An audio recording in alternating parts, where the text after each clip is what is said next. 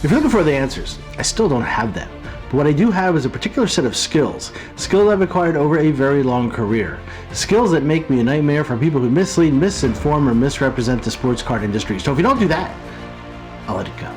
But if you do, I'm going to talk about you. Welcome back, guys, to another episode of the Sports Card Investigator Show. My name is Andy. I am the aforementioned Sports Card Investigator. Welcome back to another exciting, fun, entertaining episode of the show. But before we jump into the scintillating content, I want to give a quick thank you from the bottom of my heart. I really, really mean this. For all of you who have been supporting Ty and I's channel, I really appreciate it. Very quietly, very recently, we passed our second year of content creation.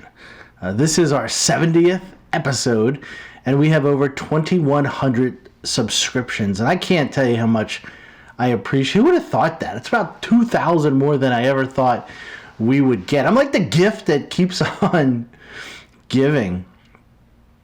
But really, all kidding aside, thank you very, very much for your continued support. So as the kids say, it's been a minute. I've been doing a lot of traveling, crisscrossed the entire United States.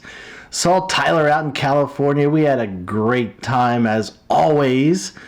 Then I went to see the mother of the Sports Card Investigator in Florida, so we literally crossed the country. Got back to home base outside of Philadelphia and was hoping to go to Atlantic City for a day or two to the National, but unfortunately, work got in the way. I was pissed, but I was really looking forward to meeting you guys and just getting out there and having some fun, but it wasn't meant to be. But breaking news, Tyler hit the breaking news.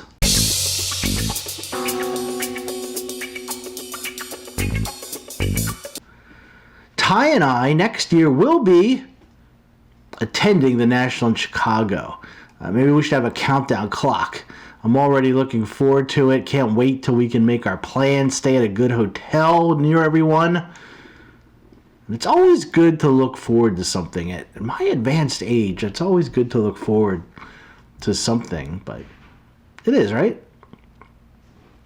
So let's talk a little bit about the hobby, because things are changing. Things are changing big time in the hobby, and all the signs are there, and not just signs, but actions that have taken place, events that have taken place over the past little bit. We've seen it with the recent news with GTS and Topps and Fanatics, and also some news coming out of the National. And look no further than an article that was written by Sports Collectors Digest. If you have not subscribed to that service, do so. It's great information. It gave this article grid some great insight and hints of things to come.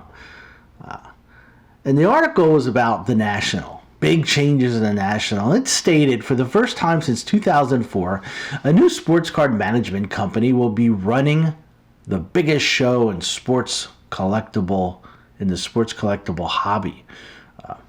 The National Card Convention, NSCC Board of Directors, President Al Durso, Al, hopefully I'm pronouncing your last name correctly, who was elected to the position recently, believed that the transition of new show managers will run smoothly. I sure hope so for their sake. I wasn't in the article. That was just what I just added to that.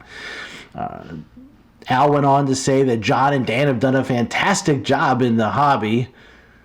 The hobby is growing, it's evolving, and I think we need to look at other locations, Durso said.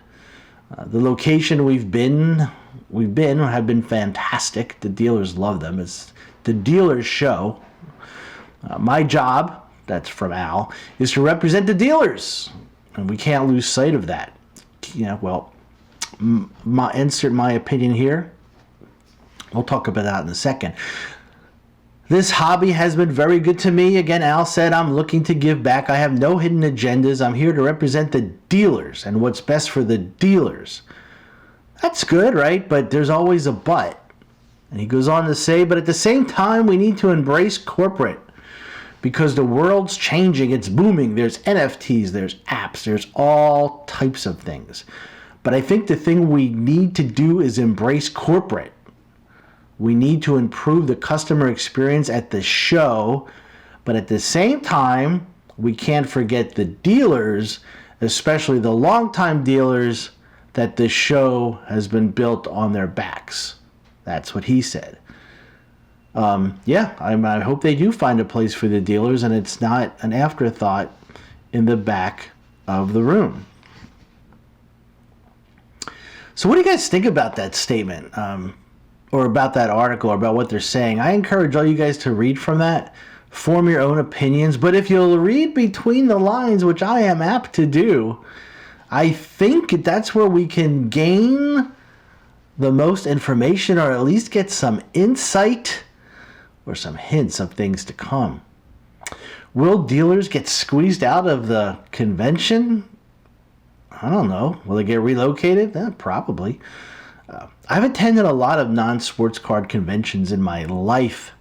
A lot of a lot of corporate conventions.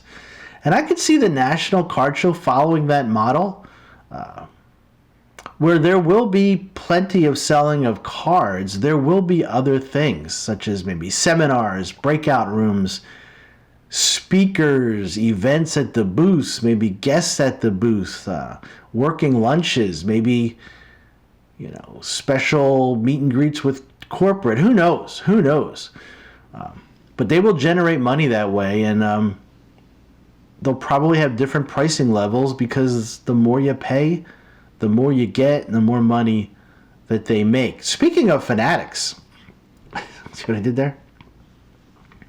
Another thing I picked up while watching all the videos from the National, aside from being upset that I wasn't there, and aside from the normal videos, which I love, the vlogs, what I picked up and that kind of thing, was another hint. And the hint is, get ready, people, because Fanatics is coming. They are coming. They're taking over the world. They will be partnering with breakers and influencers. No doubt about it. And I have no inside knowledge of this. This is my opinion. But again, the signs are there, clear as day.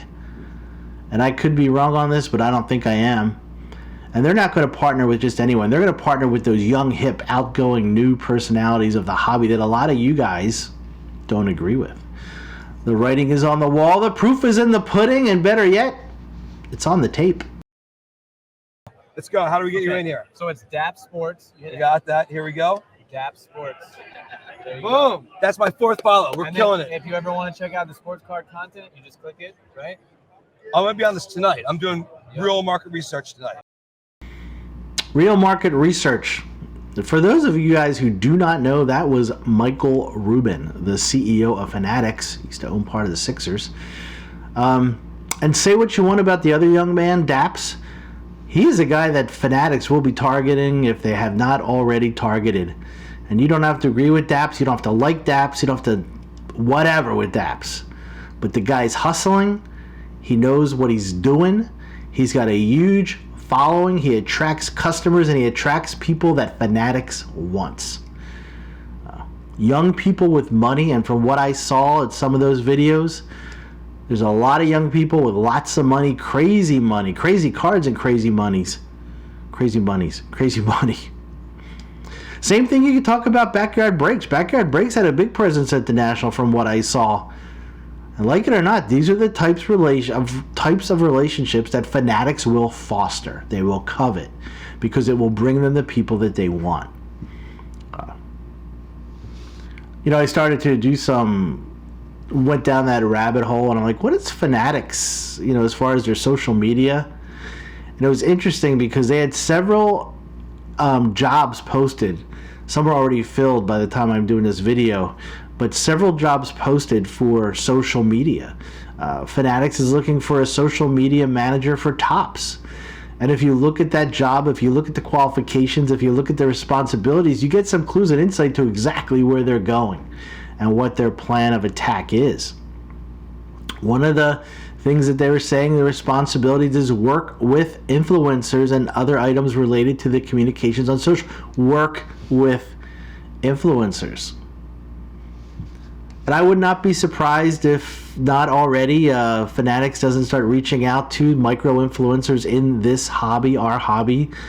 Those maybe, 3 to 5 to 10,000 people follow, subscribers, YouTube subscribers, channels, or Instagram, and offer them an affiliate program off the bat. I know they do it with sports merchandise. It's coming. Mr. Rubin, if you're watching, lifelong 76er fan, Philly, born and raised, and I am available. Andy, you sell out.